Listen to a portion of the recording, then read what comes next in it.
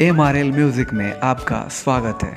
हमारे चैनल से जुड़े रहने के लिए लाल बटन को दबा के चैनल को सब्सक्राइब करें और लेटेस्ट अपडेट के लिए बेल बटन को दबाना ना भूलें।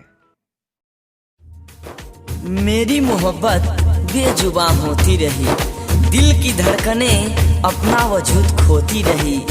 कोई नहीं आया मेरे दुख में करीब, एक बारिश थी जो मेरे साथ रोती रही।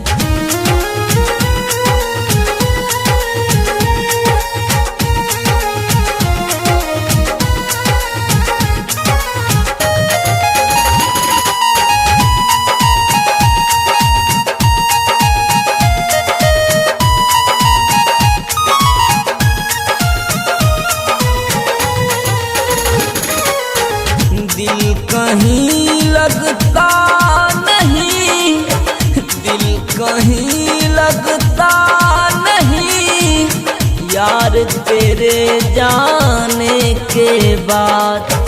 दिल कहीं लगता नहीं, यार तेरे जाने के बाद। दिल कहीं लगता नहीं, यार तेरे जाने के बाद। रो रहे हैं रात दिन, रो रहे हैं रात दिन, तुझसे बिछड़ जाने के बाद। दिल कहीं लगता नहीं, यार तेरे जाने के बाद, यार तेरे जाने के बाद।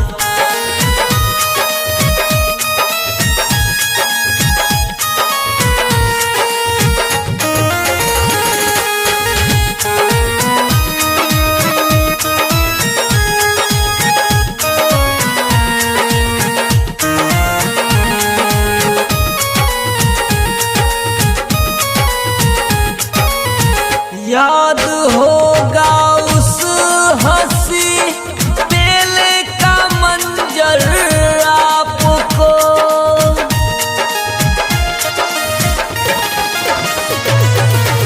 याद होगा उस हंसी मेले का मंजर आपको, याद होगा उस हंसी मेले का मंजर आपको।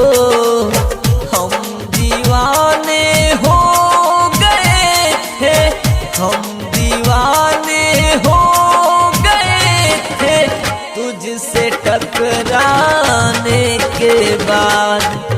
दिल कहीं लगता नहीं, यार तेरे जाने के बाद, यार तेरे जाने के बाद।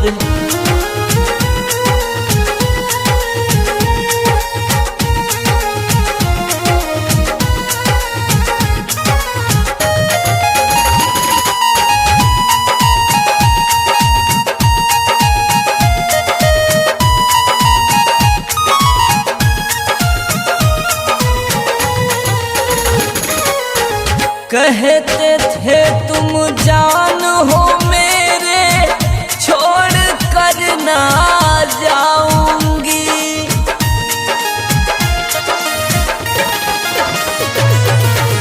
कहते थे तुम जान हो मेरे, छोड़ कर ना जाऊंगी।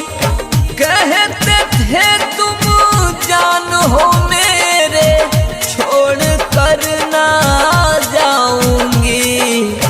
आंसू मत बहाना तुम, आंसू मत बहाना तुम, मेरे मर जाने के बाद।